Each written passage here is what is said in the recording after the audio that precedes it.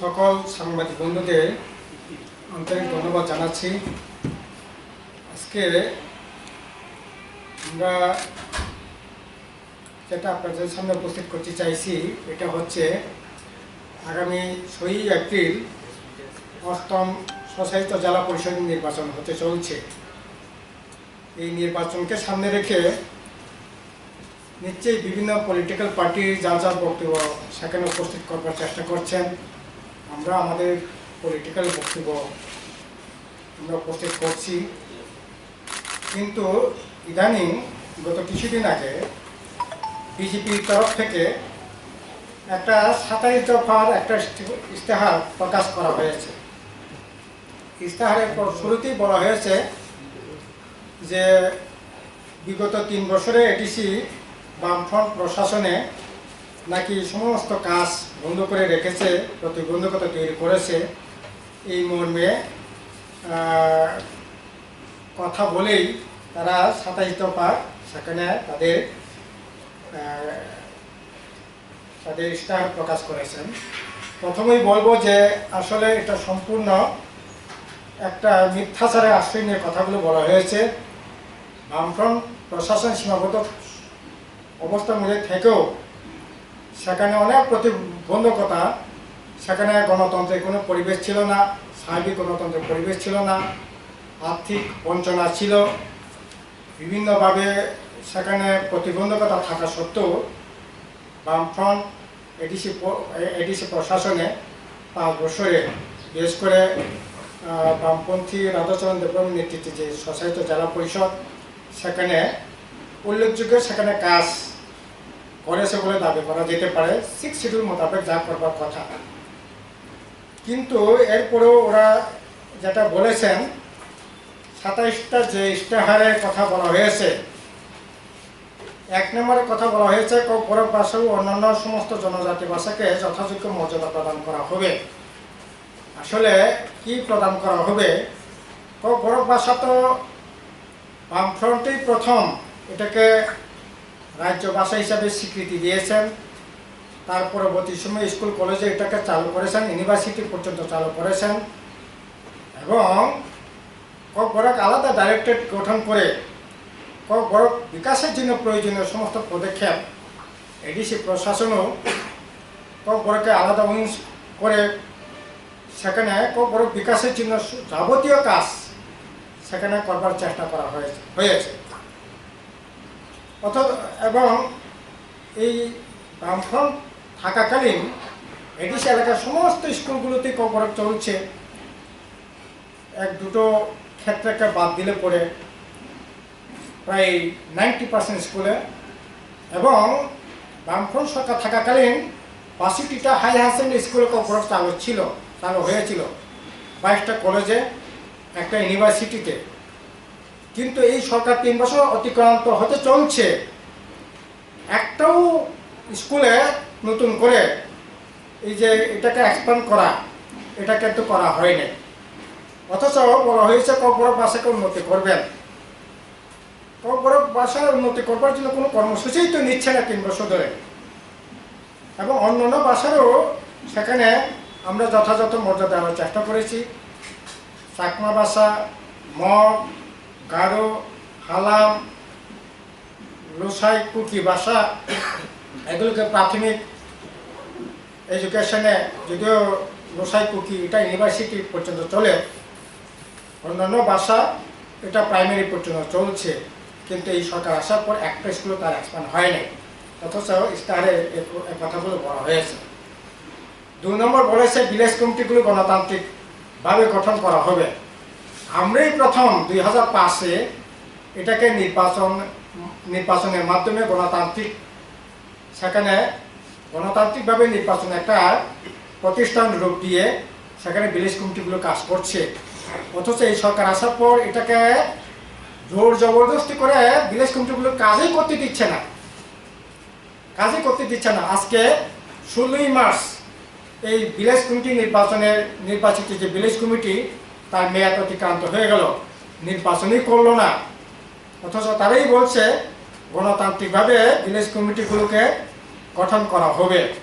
এবং আমাদের গোটা দেশের মধ্যে 10টা জেলা পরিষদ আছে, কোথাও আপনার এই ভিলেজ কমিটি বা পঞ্চায়েত লেভেলে একমাত্র মিজোরামকে বাদ দিলে পরে কোথাও এই নির্বাচনী মধ্য দিয়ে ভিলেজ কমিটি বা আপনার ভিলেজ কাউন্সিলকে সেখানে গণতান্ত্রিকভাবে করা হয়েছে তার কোনো দৃষ্টান্ত নেই।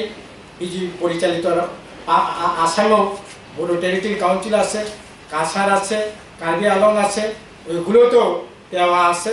এগুলোতেও এই ধরনের কোনো নির্বাচিত ভিলেজ কমিটি গণতান্ত্রিকভাবে সেখানে গঠনের কোনো সেখানে উদ্যোগ আমরা দেখছি না।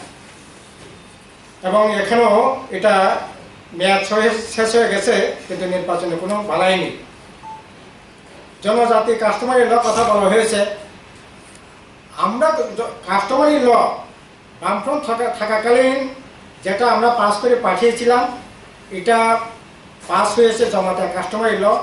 বাকি রিয়াং, ত্রিপুরি, আপনার মোরাসিং, মলসম, আরও 5টা কাস্টমারি ল পাস করে কাউন্সিল আমরা পাস করে পাঠিয়েছি। আজকে প্রায় 3 বছর পর হয়ে গেল, এই কাস্টমারি ল এখন পর্যন্ত অ্যাপ্রুভাল দিচ্ছে না। অথচ ওরা বলছে কাস্টমারি ল সেখানে এটাকে যথাযথভাবে করবার জন্য উদ্যোগ গ্রহণ করা হবে। যেটা পাস করানো হয়েছে এটাকে পর্যন্ত অ্যাপ্রুভাল দেয় নেই। এটা তো কোনোভাবেই ঠিক না, এবং এটা বিভ্রান্ত করবার জন্য এগুলো বলা হচ্ছে। জনজাতি ভাষা উন্নয়নের সুস্বার্থক প্রচেষ্টা নেওয়া হবে। প্রথম যে কথা বলা হয়েছে সেই কথাই। এগুলি তো আমরাই দেখছি, একটা স্কুলে এক্সপ্যান্ড হয় নাই, কোনো উদ্যোগও সেখানে নেওয়া হচ্ছে না। এটা এই ধরনের কথাবার্তা শুধু বলা হচ্ছে। প্রতিটা জনগোষ্ঠী এলাকায় জোন ভিত্তিক একটি করে আবাসিক সাংস্কৃতিক কেন্দ্র স্থাপন করা হবে। এটাও আমরা বলছি, আমাদের এডিসি প্রশাসন বামফ্রন্ট সরকার থাকাকালীনই প্রত্যেকটা সাবজুন না বলা যেতে পারে, প্রত্যেকটা এলাকায় বিভিন্ন কমিউনিটি হল করে সেখানে কালচারাল প্রোগ্রাম যাতে করা যেতে পারে। এবং সেখানে কোনো যেমন প্রতিশরীতে আবাসিকভাবেই যাতে করতে পারেন। অনেক এরকম জায়গা আছে জোনাল এলাকায়, সাবজোনাল এলাকায় আবাসিক, সেখানে কমিউনিটি হল টল করে সেখানে বিভিন্ন ধরনের উদ্যোগ নেওয়া হয়েছে। এই সব করা হয়। খুমলুঙ্গে একটা আধুনিক শহর গড়ে তোলা হবে। এই শহর তৈরির জন্য উচ্চ শিক্ষা কেন্দ্র, আধুনিক হাসপাতাল, বাজার এগুলি বলা হয়েছে তাদের ইয়েতে। আসলে খুমলুঙ্গে কীভাবে শহরায়ন গড়ে তোলবার জন্য উদ্যোগ নেওয়া হয়েছে আপনারাও দেখছেন, কীভাবে এটাকে মাস্টার প্ল্যান তৈরি করে এটাকে শহরায়ন গড়ে তোলবার জন্য সমস্ত ধরনের প্রচেষ্টা নিয়ে সেখানে কাজ এগিয়ে চলছে। এবং উচ্চশিক্ষার জন্য এখানে ডিগ্রি কলেজ হয়েছে, পলিটেকনিক কলেজ হয়েছে, ফক মিউজিক কলেজ হয়েছে, ITI কলেজ হয়েছে, এবং বিভিন্ন ইংলিশ মিডিয়াম স্কুল গড়ে তুলেছে। এই করে এটাকে শিক্ষার একটা হাব যাতে গড়ে তুলতে পারি এই উদ্যোগ নেওয়া হয়েছে। এবং কম্পিউটার একটা কলেজ চলছে। কাজেই এটাকে এর বাইরে নতুন কী করবেন এটার মধ্যে কিন্তু কোনো দিশা নেই। আসলে আরও বলা হয়েছে কি পর্যটকরা যাতে গিয়ে থাকতে পারেন তার জন্য সেখানে গড়টর করা হবে। এগুলো তো আমরা করছি। তথ্য সংস্কৃতি দপ্তর থেকে অন্ততপক্ষে 70 জন থাকতে পারেন এই ধরনের সেখানে ঘর করা হয়ে সেখানে আপনার এই যে অতিথিশালা করা হয়েছে। তারপরে পর্যটকরা যাতে গিয়ে থাকতে পারেন সাময়িকের জন্য সেখানে হাট করা হয়েছে। একেবারে জলে অর্ধেক, ডাঙ্গায় অর্ধেক, একটা মনোরম ভাব দৃশ্যতে সেখানে একটা হাট করা হয়েছে। কাজেই আসলে ওরা জানে না খুমলুঙ্গি হেডকোয়ার্টার কী হয়েছে, এডিসি এলাকায় কী হচ্ছে। মনে হয় এই ইশতেহার দেখে মনে হচ্ছে আসলে ওরা খোঁজখবর নিয়ে ইশতেহারটা প্রকাশ করে নাই। খুমলুঙ্গের জন্য একটি মাস্টার প্ল্যান তৈরি করা হবে। খুমলুঙ্গের জন্য মাস্টার প্ল্যানকে ভিত্তি করেই কাজ চলছে। কাজে নতুন মাস্টার প্ল্যান কি হবে কাজে ওরাই বলতে পারবে। প্রধানমন্ত্রী বনধন যোজনা বনজ সম্পদ উৎপাদন সংগ্রহ প্যাকেটজাত করার জন্য বলা হয়েছে, এটা ভালো কথা। আমরা এটা খুবই গুরুত্ব দিয়ে করছি। এই যে আদিবাসী সাংস্কৃতিক মেলা থেকে আরম্ভ করে তখন বিভিন্ন এই ধরনের বনজ সম্পদ সম্পদগুলিকে সংগ্রহ করে বিক্রয়ের ব্যবস্থা যেমন থাকছে, প্রদর্শনের ব্যবস্থা থাকছে। আপনার এডিসির উদ্যোগে এই যে আদিবাসী সাহিত্য সংস্কৃতিক মেলাগুলিতে এগুলি ব্যাপক আকারেই সেখানে এই যে প্যাকেটজাতকরণ যে প্রক্রিয়া এটা করে আসছিলাম। এছাড়া বিভিন্ন ফুড ফেস্টিভ্যালের মাধ্যমে এগুলি করা হয়ে থাকে। হুমলুঙে একটা স্টলও ছিল, এগুলি প্যাকেটজাত জিনিস যাতে কেনা যায় তার জন্য এই উদ্যোগগুলো চলছে আসছে। ধলাইতে একটি মেডিকেল কলেজ স্থাপনের কথা বলা হয়েছে, ভালো কথা। ধলাইতে মেডিকেল কলেজ হবে, তবে এখন মেডিকেল পাস করে আসা 400-র উপর, MBBS পাস করা 7,000-এর উপর আপনার এই যে বিভিন্ন নার্সিং টার্সিং পাস করে আসে, তাদের ব্যবস্থা করবার ব্যবস্থা করা হোক না, তাদের ব্যবস্থা করা হোক। এইমসের জন্য নাকি জায়গা টাকা চিহ্নিত করে রেখেছে, 3 বছর তো অতিক্রান্ত হয়ে যাচ্ছে। কোথায় এইমস, কোথায় হসপিটাল? এই মেডিকেল কলেজ আবার নাকি প্রথম দিকে ঘোষণা করেছিলেন আপনার ঘুমিটিতে হবে। এখানে ওই ঘুমিটি যে হসপিটালটা আছে এটাকে স্থানান্তরিত করে এখানে কলেজ করবে। এগুলি নিয়ে এলাকার মানুষ আন্দোলন একসময় করছিলেন। এখন দলাইতে করবার কথা বলেছেন, ভালো। কিন্তু আজকে হাসপাতালগুলো পরিষেবার মুখ থুবড়ে পড়ছে। কাজেই এগুলি সাথে সাথে মেডিকেল কলেজ হোক, আপত্তি নাই। মেডিকেল যারা পাস করে পড়ে আসে তাদেরকে নিয়োগের ব্যবস্থা করা হোক। এবং স্বাস্থ্যটাকে, এটা মাননীয় মুখ্যমন্ত্রী দপ্তর হাতেই আছে, স্বাস্থ্যটা একেবারেই মুখ থুবড়ে পড়ে আছে। এটাকে একটু কীভাবে চাঙ্গা করা যায় এটার দিকে মনোনিবেশ করলে বোধ খুব ভালো হবে। অবৈধভাবে হস্তান্তরের জমি, জনজাতিদের জমি ফিরে দেওয়ার ব্যবস্থা করা হবে। এটা তো বামফ্রন্ট সরকার মানে 78 সালে আসার পর এটা এই কাজটা করতে গিয়েই তো রক্ত দেব তবে জেলা মানে জমি দেব না, রক্ত দেব তবে জেলা পরিশোধ করতে দেব না, এই করে উপজাতিদের হাতে যে জমিগুলি বেআইনিভাবে হস্তান্তরিত হয়েছিল এগুলি ফেরতের ব্যবস্থা যেমন করা হয়েছে, তেমনি উপজাতি অংশের মানুষ যারা কিনেছেন বেআইনি হোক যেগুলি হোক তাদের ক্ষতিপূরণ দিয়ে তারাও যাতে গরিব মানুষ বাঁচতে পারেন এই ব্যবস্থা করে এখানে ঐক্য রক্ষার জায়গাটাকে বড় করবার চেষ্টা সেদিন করা হয়েছিল। কিন্তু প্রতিক্রিয়াশীল শক্তিরা এই দাবিটাকে সামনে রেখেই আমাদের রাজ্যে সেখানে দাঙ্গা পর্যন্ত বাঁধাবার চেষ্টা ছিল, দাঙ্গা পর্যন্ত বাঁধানো হয়েছিল। এখন এবারেই দেখলাম এই যে ওরা একটা স্টার বের করেছে, কংগ্রেস একটা স্টার বের করেছে, আইপিএফটি এই স্টারটা আইপিএফটি স্টার, এটা যেহেতু ওরা অ্যালায়েন্সে আছে, এর সাথে ত্রিপুরাল্যান্ড, একটা হচ্ছে গ্রেটার ত্রিপুরাল্যান্ড। আসলে এটা কোনোটাই এডিসি এলাকার জনকল্যাণের জন্য নয়। গ্রেটার ত্রিপুরাল্যান্ড গ্রেটার ত্রিপুরাল্যান্ড এগুলি সব হচ্ছে আসলে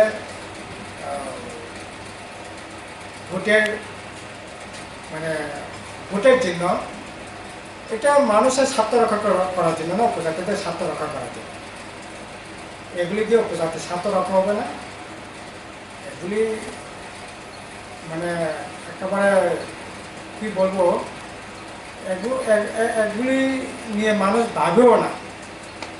কাজেই এবারেই একমাত্র এরকম ইলেকশন হতে যাচ্ছে, বিরোধীদের আসলে বলবার কিছু নেই, ইস্যু কিছু নেই। শুধু এখন কে কার সাথে কি ঝগড়াঝাটি হচ্ছে না হচ্ছে এগুলি নিয়ে বক্তৃতা করছে, কথা মানে ইয়ে করছে। আর এখন আইপিএফটি বিজেপি তো কী করছে না করছে তো রাজ্যের মানুষ জানে। আর এখন ত্রিপুরা মাথা নতুন করে একটা হাওয়া দেওয়ার চেষ্টা করছে। আরে কিশোর দেববর্মার নিজেরই তো রাজনীতি মানে কি অস্থির একটা 3 বছরে 4 ধরনের পলিটিক্যাল লাইন নিয়েছে। 2018-তে ত্রিপুরাল্যান্ডকে মদত দিয়েছে। এখানকার মেবার কুমার জামাতিয়ার থেকে আরম্ভ করে নেতাদের দিল্লিতে নিয়ে গিয়ে ত্রিপুরাল্যান্ডে হাওয়া দিয়েছে, মদত দিয়েছে। 1 বছর যেতে না যেতেই বলা হয়েছে যে না, এই একবার দেখো, এখানে কংগ্রেসকে ভোট দেওয়ার জন্য কথা বলছেন পশ্চিম ত্রিপুরা সুবর্ণভূমি অধিকার রাজ পরিবারের লোক প্রজ্ঞা দেবীকে, তারপর এডিসি এলাকার মানুষ, তাই উইসা মানে এই একবার দেওয়া দেখো, এই একবার দেওয়া দেখো। 18 এই একবার দেখার কথা বলেছেন, 19 এই একবার দেওয়ার কথা, এই একবার দাও কথা বলেছেন। 1 বছর যেতে না যেতেই আবার 2020-তে আগে জাতীয় পার্টি সিপিএম দেওয়া হবে না, কংগ্রেস দেওয়া হবে না, বিজেপি দেওয়া হবে না, আইপিএফ হবে না, কোনো রাজনীতি দিয়েই হবে না, সবাই চলো এনজয় করো। হুমলঙ্গের শত শত মানুষের মিছিল। এরপরে 1 বছর আবার 1 বছর যেতে না যেতেই ত্রিপ্রাসাদ থাঞ্চা হতে হবে। সকালে থাঞ্চায়, বিকালে ভেঙে যায়, বিকালে থাঞ্চা হয়, আবার পরের দিন সকালবেলা ঘুমেতে উঠতে দেখি নাই। এই হচ্ছে অবস্থা। আর এখন আসলে এই ত্রিপুরা, গ্রেটার ত্রিপুরা এগুলি নিয়ে অনেক চর্চা হয়েছে। এগুলি চর্চা করারও বিষয় না, এখন এগুলি কোনো ইস্যুই না। এগুলি নিয়ে মানুষের মধ্যে শুধু আবেগ, রাজ পরিবারের লোক, এটাকে, এই আবেগটাকে সামনে রেখে চলার চেষ্টা করছে। আর বিজেপি আইপিএফটি তো আসলে মানে কিছুই বলার নেই ওদের, ওরা কি বলবে। 3 বছরে কিছুই করলো না, এখন করার জন্য কোনো কর্মসূচিও নাই। এই একটা ইস্যুহীন একটা মানে নির্বাচনের দিকে আমরা যাচ্ছি। তবে আমরা মানুষের সামনে আমাদের যে বক্তব্য, কাজ, খাদ্য, কর্মসংস্থান, গণতন্ত্র পুনরুদ্ধার, ব্রিটিশের হাতে ক্ষমতা বৃদ্ধি এবং এই সরকারের যে পারফরমেন্স, যে জিরো পারফরমেন্স, এবং আইপিএফটি এই যে ত্রিপুরার যে বিভ্রান্তিকর বিবেককামী যে স্লোগান, এগুলি মানুষের কাছে যাচ্ছি। ব্যাপক অংশে সারা আমরা পাচ্ছি। সুস্থ অবাধ নির্বাচন হলেও পরে জয় সুনিশ্চিত করা যেতে পারে করে।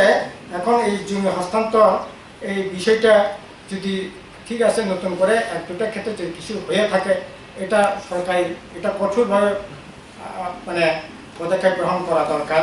কিন্তু এটা নতুন কোনো ঘটনা নয়, এটা প্রক্রিয়া অলরেডি জারিই আছে। জেলা পরিষদে গ্রামীণ বাজারগুলোকে শহরে রূপান্তরিত করা হবে। এটা হয়তো তাদের তো ইয়ের মধ্যে নেই। কতগুলো গ্রোথ সেন্টার হয়েছে গোটা রাজ্যের মধ্যে। আপনার এই যে হেজামারা, এসরাই, আপনার জম্পুজলা থেকে আরম্ভ করে যেখানে block headquarter, sub division headquarter, এছাড়াও যেখানে জনবহুল এলাকায় আছে, এগুলিকে গ্রোথ সেন্টার করে প্রায় এডিসি এলাকাতেই 70-80টা মতো গ্রোথ সেন্টার করে মানে একটা আরবানশিপ যাতে ক্যারেক্টার দেওয়া যায়, এই উদ্যোগগুলো নেওয়া হয়েছিল। এটা তো সকলেই জানেন। কাজেই এখন এই বাজারগুলি আবার যদিও এখন এটা সংস্কারের অভাবে এটা ইয়েতে ঢুকছে, এই সংস্কার করে এটা যদি মানে ইয়ে করা হয় তাহলে ভালো। কিন্তু নতুন করে যেটা বলা হয়েছে, ঠিক আছে, নতুন জায়গায় যদি কিছু করার থাকে এটা করুক, কিন্তু এটা একটা কন্টিনিউয়াস প্রোগ্রাম, এগুলি চলছেই। আসলে না জেনেই বোধহয় এই মানে ইশতেহারটা লেখা হয়েছে, করা হয়েছে। এবং বলা হয়েছে দিল্লি, শিলং, ব্যাঙ্গালোরে হোস্টেল করা হবে। আসলে যারা দিল্লিতে লেখাপড়া করতে গেছেন, ব্যাঙ্গালোরে লেখাপড়া করতে গেছেন, কলকাতায় গেছেন, বিএড যারা করতে দিয়েছেন, সরকার কথা দিয়ে, অ্যাডভার্টাইজমেন্ট দিয়ে তাদেরকে ছাত্রদের নিয়েছে, অথচ তাদের টাকাই দিল না, এখন পর্যন্ত পেল না।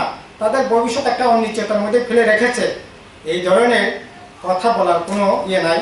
ঠিক আছে, হোস্টেল যদি করার থাকে নিশ্চিত হবে, কিন্তু এগুলি কথা দেওয়া হচ্ছে, এগুলি কথা কি আছে? এবং বলা হয়েছে তাদের ইশতেহারে প্রত্যেক বিধানসভা কেন্দ্রে একটা করে কলেজ করার কথা বলা হয়েছিল। তাদের 299টা যে নির্বাচনী প্রতিশ্রুতি ছিল, আজকে এগুলি কোথায়? এগুলি কোথায়? এডিসিতে আপনার 45টা হোস্টেল এখন চলছে, বামফ্রন্ট থাকাকালীন এডিসি প্রশাসন এগুলি করছে। একটা হোস্টেল বিগত যারা বিরোধীরা ছিলেন তারা কোথাও করে নাই, আমরা এগুলি করছি। কাজেই এগুলি বলা কতটুকু সার্থকতা আছে ওরাই বলতে পারবে। খুমুলুঙে একটা ফুটবল একাডেমি স্থাপন করা হবে, ভালো কথা। রাঁচি ফুটবল একাডেমি নেই, এখন এডিসিতে যদি করতে চান খুব ভালো। তবে এডিসিতে অলরেডি একটা সাইডে একটা রেসিডেন্সিয়াল ফুটবল একাডেমি গড়ে তোলা হয়েছিল। আমরা থাকাকালীন দিল্লি থেকে একজন ফুটবল কোচও ছিল, কিন্তু এই সরকারটা আসার পর এখন এই যে সাইডের যে কাজ, কোচ আসেন এখন, কিন্তু এখানকার যে ফুটবল রেসিডেন্সিয়াল যে ফুটবল যেটা চলছিল এগুলি বন্ধ হয়ে আছে। কাজেই যেগুলি চলছে এটা তো সেন্ট্রাল গভর্নমেন্টেরই স্কিম, এটা আমরা দরবার করে এনেছিলাম, কিন্তু এটা কেন বন্ধ হয়ে থাকবে এখন? অথচ জনজাতি অংশের যে ছেলেরা মেয়েরা একটা সম্ভাবনাময় খেলাধুলার দিক থেকে আছে, বিশেষ করে ফুটবল খুবই ভালো একটা পর্যায়ে আছে রাজ্যে। ছেলে মেয়েরা এর মধ্যে উপজাতি অংশের ছেলেমেয়েরা একটা বিরাট সম্ভাবনাময় আছে। তার জন্যই আমরা এই সেখানে রেসিডেন্স একটা একাডেমি করছিলাম, কিন্তু এটা বন্ধ হয়ে আছে। কাজেই এগুলি কি হবে, ফুটবল একাডেমি হলে পরে ভালো, কিন্তু যেটা আছে এটা বন্ধ রেখে এগুলি করার চিন্তা ভাবনা কতটুকু কি আছে। বর্তমান টিটিএডিসিতে ভাষা শিক্ষক নিয়োগ করা হবে, ভালো কথা, আমরা নিয়োগ করেছি। এখন যে রাইট টু এডুকেশনের টেটের মাধ্যম ছাড়া নিয়োগ হবে না। এখন টেট পাস করে আসে কর্পোরেট টিচার থেকে আরম্ভ করে বিভিন্ন পর্যায়ে শিক্ষক কয়েক হাজার আপনার কর্পোরেটে মাস্টার ডিগ্রি করে বিএড পাস করে আসে, তাদের টেট পরীক্ষা হচ্ছে না। কাজেই অতি সত্বর তাদের টেট পরীক্ষার ব্যবস্থা করা হোক, করে তাদের নিয়োগের ব্যবস্থা করা হোক। এটা দীর্ঘদিনই এই রাজ্যের মানুষের দাবি, ছাত্রদের দাবি, আমাদেরও দাবি, কিন্তু হচ্ছে না। এখানে না করে এই ইয়েতে আনার কোনো মানে থাকতে পারে না। টিটিএডিসিতে অগ্নি নির্বাপক কেন্দ্র স্থাপন করা হবে।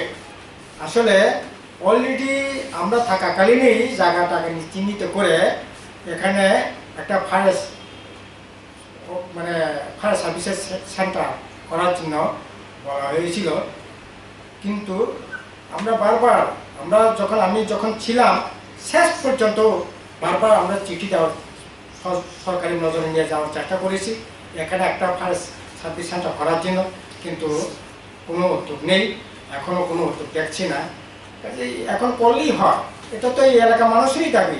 আমরা বারবার বলছি জায়গা চিহ্নিত করে রাখা হয়েছে, কাজে এটাও কি অসুবিধা আছে ভোটের সামনে এই সমস্ত কথা বলা? যে সমস্ত জনজাতি টিনের ঘর রয়েছে তাদের জন্য ও প্রধানমন্ত্রী আবাস যোজনা ঘর প্রদান করা হবে। এটা তো স্বাভাবিক নিয়মই চলছে, বরংশ আমরা এডিসি যেটা করছি টঙ্গরবাসীদের সেখানে হামারি হাউজিং স্কিম থেকে 8,75,000 টাকা খরচ করে আপনার দালান বাড়ি করে দিচ্ছি, ছাদসহ একবারে টাইট তুলতি।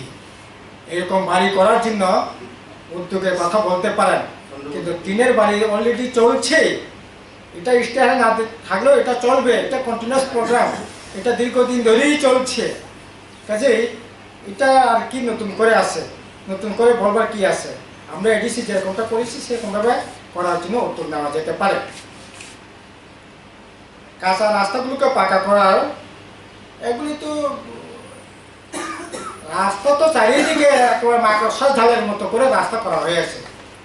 এখন এই রাস্তাগুলো পাহাড়ি রাস্তা, চড়াই উতরাই, এগুলি বৃষ্টি আসলে পরে সংস্কারের দরকার আছে, এগুলি ব্যাপক সংস্কারের দরকার আছে। সংস্কারই তো হচ্ছে না, এগুলি সংস্কার করো। এগুলি ইস্তাহার রাখার দরকার আছে বলে তো মনে করছি না আমরা। রাস্তা রাজ্য সরকার যেমন করছি, এডিসি তার সীমাবদ্ধতার মধ্যে থেকে করবার চেষ্টা করেছি এবং এডিসি হেডকোয়ার্টারে চারিদিকে রাস্তা করা হয়েছে, ন্যাশনাল রাস্তা হাইওয়ের সাথে যুক্ত করবার করা হয়েছে। এখন চম্পনগর থেকে আপনার কি বলেন জম্পুর, এটাকে ন্যাশনাল হাইওয়ের সাথে যুক্ত করা হয়েছে। ভাইয়া খুমুলুম, জিরাইনিয়া থেকে খুমুলুম, মাধববাড়ি থেকে খুমুলুম, এগুলি সব বামফ্রন্ট সরকার থাকাকালীনই ন্যাশনাল হাইওয়ের সাথে যুক্ত করে এটাকে হেডকোয়ার্টার যে রাস্তাগুলোকে আপগ্রেড করার জন্য সেখানে উদ্যোগ নেওয়া হয়েছে।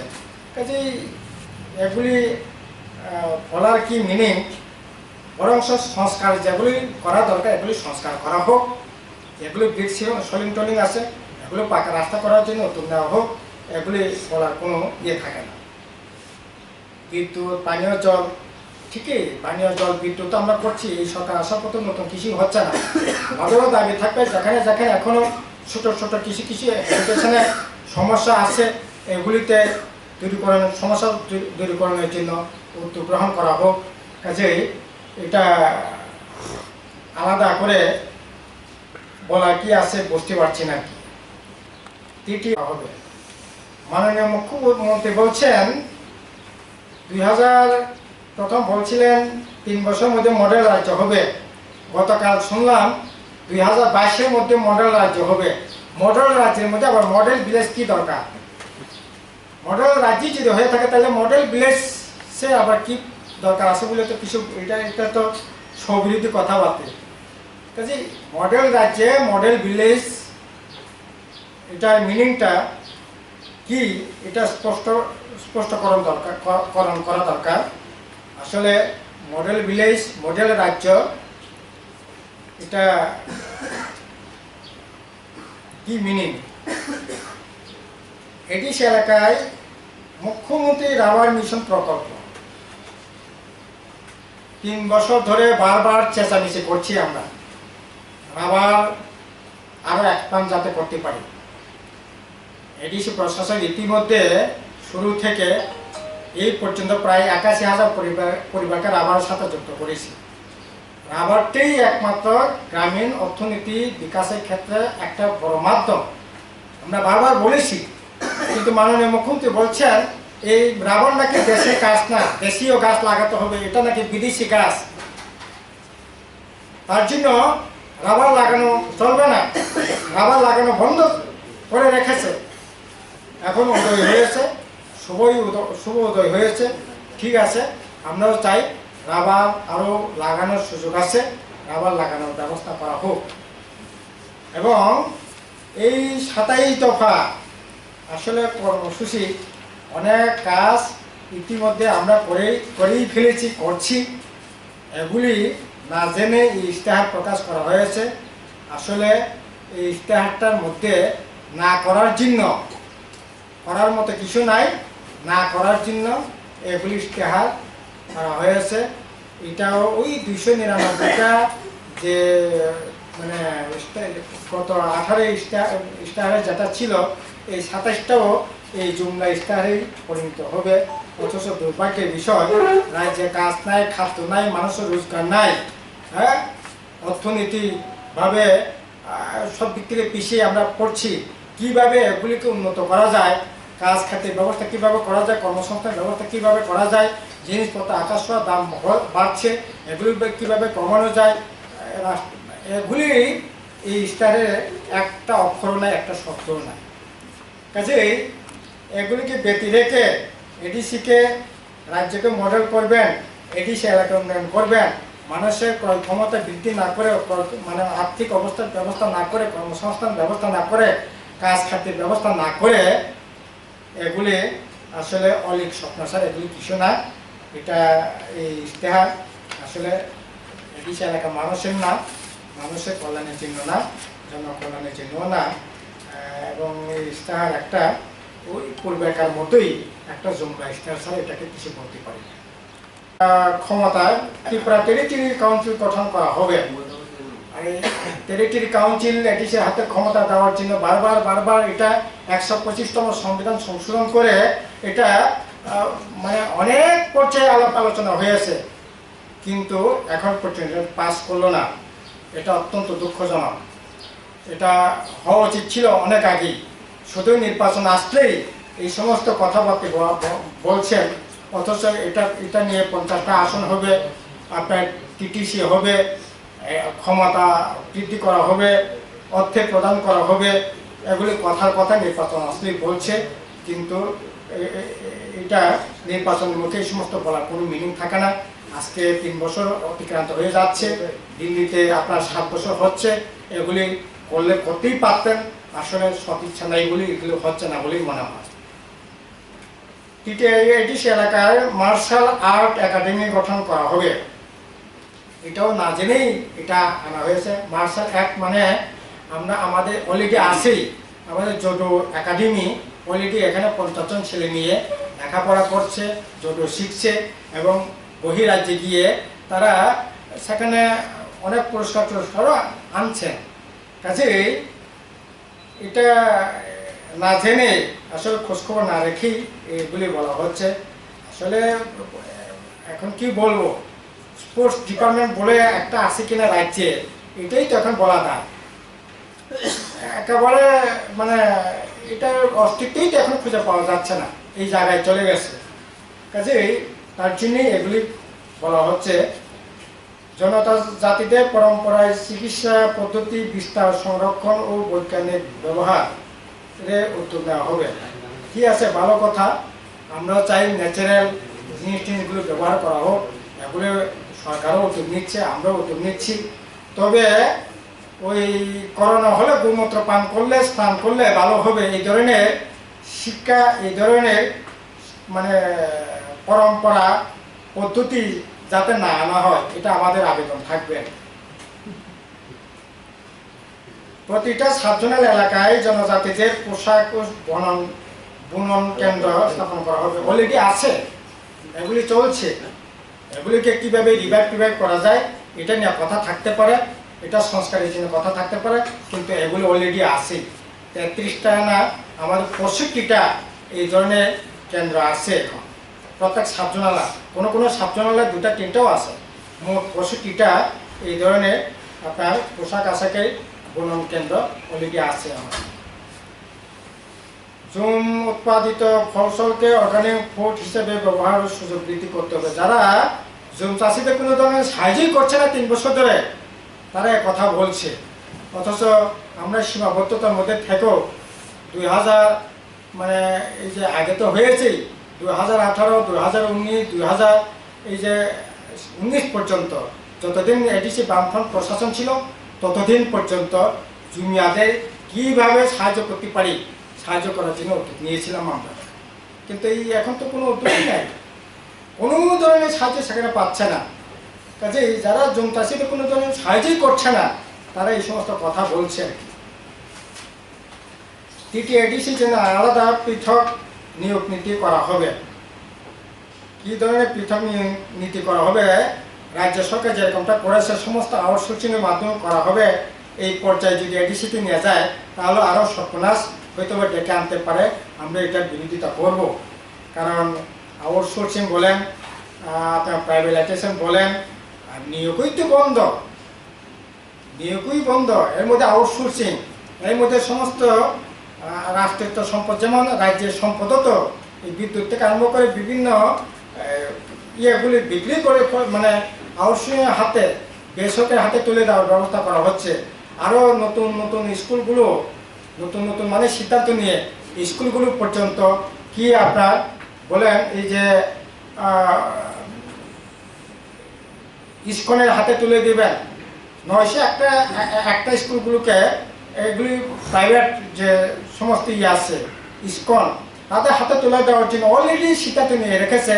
আমরা এডিসিতে তীব্র প্রতিবাদ করাতে এটা সাময়িকের জন্য স্থগিত আছে, হয়তো এখন এগুলি করার জন্য উদ্যোগ নিতে পারে।